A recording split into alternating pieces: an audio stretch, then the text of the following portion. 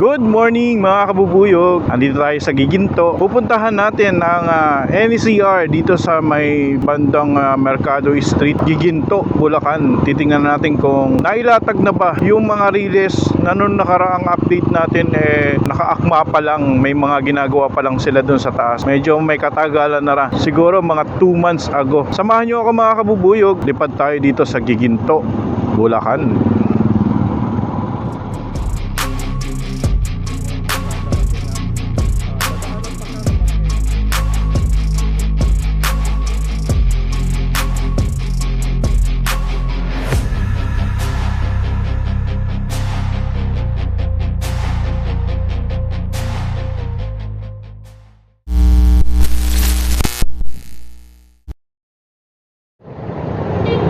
Yan mga kabubuyog, nandito na tayo sa MacArthur Highway dito sa Giginto, Poblacion, Giginto, Bulacan. Ito yung pinaka main road dito, pinaka highway. Ito ang municipality ng Giginto, madadaanan nyo pag pupunta kayo ng NCR dito sa Giginto. Ito yung dating station, ito yung lumang station ng PNR. Nga lang, sa ngayon kasi ang station ng NCR nandun na banda sa may Tabang, may malapit na access sa NLEX. Siguro doon naisip nila doon kasi nga hindi siya magiging congested in case na magkaroon ng terminal doon ng mga sasakyan, bus, tricycle, jeeps. Dito kasi masikip na, makikita nyo mamaya yung palengke madadaanan. So dito pa lang, sa palengke pa lang, traffic na. Marami ng tricycle, marami ng sasakyan, marami ng mga commuter. Kung madadagdagan pa, kung doon pa ilalagay yung mismong station, sigurado magiging crowded itong area na to. Nandito tayo sa MacArthur Highway, kakaliwa tayo dito papunta ng viaduct ng NCR ng Giginto Cruz. Ayan, kung matatanaw nyo, ito yung palengke sa bandang kaliwa at saka kanan. Ayan, natatanaw nyo rin ba yung NCR ng viaduct NCR? So yan yung dati nung in-update natin, yung sa baba niyan, yung nasa ilalim kung nabanggit ko, hindi ginagawa yung kalsada kasi nga dadaanan pa siya ng mga heavy equipments. Pero ngayon, ayan, nakakatuwa naman, no? O diba, wala nang tubig, wala nang lubak. So ayan yung lumang station ng PNR. Ito, may part pa rin dito na lubak-lubak pero hindi na ganun kagrabe. Ayun, no? Meron doon mga heavy equipments. Kaya lang hindi tayo pwedeng pumasok doon Alam mo naman, yung mga guard ginagawa lang nila ang kanilang jote. Kanan tayo dito, inikutan lang natin yung pinakailalim ng viaduct ng NCR. Pag inikot natin to, ang labas natin doon sa may DB Mart. Dito may karugtong yung NCR na viaduct. So ito, may maliit na subdivision dito. Townhouse subdivision. Ayan. Kanan tayo dito. Ayan, o diba? Andyan ang viaduct ng NCR. Ito naman yung part na kabila lang nung sa kabila. Galing tayo dito sa kabila Ang daming kabila. Ito yun. Kaya lang mula dito sa baba, kung hindi natin gagamitan ng drone, hindi natin makikita kung anong ginagawa nila dun sa taas. Pero sigurado may gumagawa dyan ng redes. May nag-i-install ng redes. Kasi nga nung nakaraan, nagwe-welding na yata sila. Doon ko nabanggit yung flash bat welding machine. Ayan o. O diba, linis. Tapos yun yung inaakyatan nila. Doon sila umaakit sa mainnet na yun. Hanap tayo ng pwedeng paliparan kay Bubuyo kasi dito sa baba hindi natin talaga makikita kung anong ginagawa nila mula doon sa taas. Ano talaga dito? Sira-sira talaga yung kalsada kahit noon pa man, kahit wala pa yung NCR na yan. Ano lang to, pinaka-optional na dadaanan lang kung sakaling hindi ka dadaan doon sa pinaka-palengke. Ito yung pwede mong daanan. Halos karamihan yata ng mga malalaking truck. Yung mga, ano ba, ito yung katulad no? Yung may sakay na mabibigat. Ito, ang bigat niyan, sigurado. Ilang kaban yan. Dito dumadaan kasi nga, siguro wala na silang sisirain kasi sira na. Kanan tayo dito. Babalik tayo dun sa may intersection. Babalik tayo dun sa... Titingnan natin kung may spot dito na pwedeng paliparan kay Bubuyog. So, Bubuyog, lipad na. Even when you feel low, you can still go. Even when you feel slow, you can still go. Even when there's no hope, you can still go. I never answer to no, man, I still go. Go, go, go, go, go, go, go, go, go, go, go, go, yo, go, go, go. Hustle hard, hustle every single day. I'll be making moves till I'm buried in my grave.